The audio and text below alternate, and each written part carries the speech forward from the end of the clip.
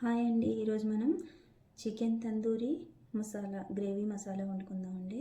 దీనికి కావాల్సిన చూడండి, ఒక చిన్న చికెన్ లెగ్ పీస్ తీసుకున్నాను, థై పీస్. ఆ తర్వాత దీనికి కావాల్సిన వస్తువులు కొద్దిగా ఫుడ్ కలర్ తీసుకున్నాను, కొద్దిగా కారం పొడి, ధనియాల పొడి, జీలకర్ర, చికెన్ మసాలా అండి, గరం మసాలా, సాల్ట్ తగినంత, కొద్దిగా అల్లం వెల్లుల్లి పేస్ట్, కొద్దిగా లెమన్ కూడా తీసుకుందాం.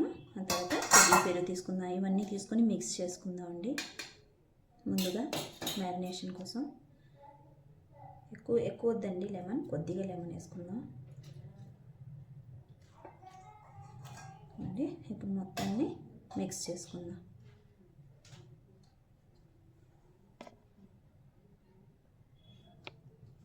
మనం మిక్స్ చేసుకున్నాను. ఈ మిక్స్ని ఇందులో బాగా కలుపుకుందాం, మ్యారినేట్ చేసుకుందాం. చికెన్ ముక్కకి బాగా పట్టించేసి అండి మ్యారినేట్ చేసుకుని దీన్ని 1 అవర్ పక్కన పెట్టుకుందాం అండి. చికెన్ గ్రేవీ కోసం మసాలా తయారు చేసుకుందాం. దానికోసం 2 స్పూన్లు పెరుగు తీసుకున్నాను. దాంట్లో కొద్దిగా అల్లం వెల్లుల్లి పేస్ట్, జీరా పౌడర్ కూడా, ఇది మిర్చి రెడ్ చిల్లీ పౌడర్, ధనియాల పొడి, చికెన్ మసాలా, గరం మసాలా అన్నీ మిక్స్ చేసుకుందాం అండి. పెరుగులో వేసేసుకుందాం. తర్వాత ఇందులో కొద్దిగా సాల్ట్ కూడా వేసుకుందాం. మసాలా తయారు చేసుకున్నది గ్రేవీ కోసం అండి.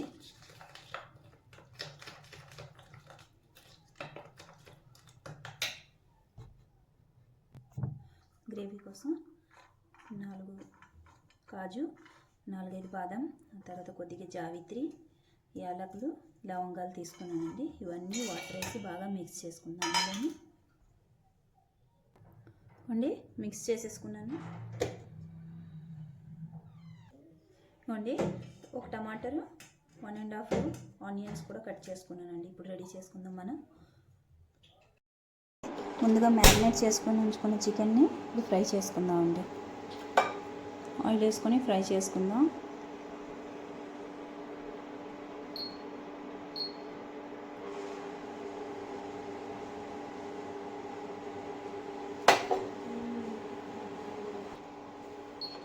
ఆయిల్ వేడైపోయింది.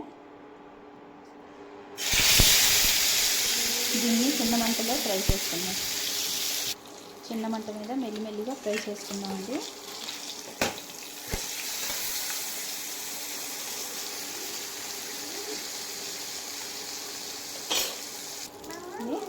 ఇది ఫ్రై అయిపోయింది. దీన్ని తీసి సైడ్ పెట్టుకొని ఇప్పుడు మనం గ్రేవీ తయారు చేసుకుందాం. ఇప్పుడు కడాయిలోనే ఆయిల్ వేసుకుందాం.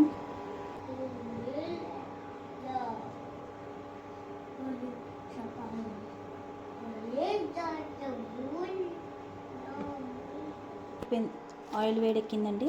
ఇందులో కొద్దిగా నల్ల మిరియాలు, 2 దాల్చిన చెక్కలు చిన్నవి, తర్వాత పులావ్ ఆకులు వేసుకుందాం అండి. వేసుకొని దీంట్లో ఆనియన్స్ వేసుకుందాం.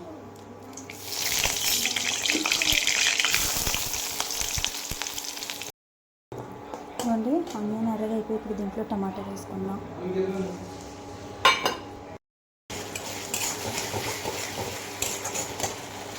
చూడండి టమాటాలు పచ్చి వాసన పోయిన తర్వాత దీంట్లో ముందుగా ఉంచుకొని తయారు చేసుకున్న మసాలా ఇందులో వేసుకుందాం అండి. టమాటా వేసుకొని ఇందులో మసాలా వేసేసుకుందాం.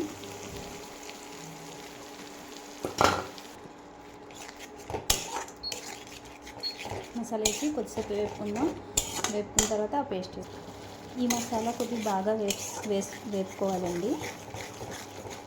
కొద్దిసేపు వేపుకున్నాం, 5 మినిట్స్. ఇవ్వండి మసాలా వేడుకుండగా ముందుగా పేస్ట్ చేసి ఉంచుకున్నాం కదండి, కాజు బదాంది, అది వేసుకుందాం. ఇందులో వేసుకొని దీన్ని కూడా బాగా ఫ్రై చేసుకుందాం. గ్రేవీ బాగా వేగిన తర్వాత ఇందులో కొద్దిగా వాటర్ వేసుకుందాం. ఇవ్వండి మసాలా వేగిపోయింది. దీంట్లో వాటర్ వేసుకుందాం.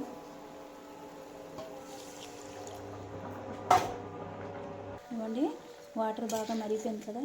ఇందులో ముందుగా తయారు చేసి ఉంచుకున్న చికెన్ పీస్ని వేసుకుందాం, తందూరి పీస్ని. వాటర్ అంతా ఇంకినంత వరకు దీన్ని మరపెట్టుకొని దించేద్దాం. అంతే అండి ఇగోండి మన తందూరి మసాలా కర్రీ రెడీ అయిపోయింది.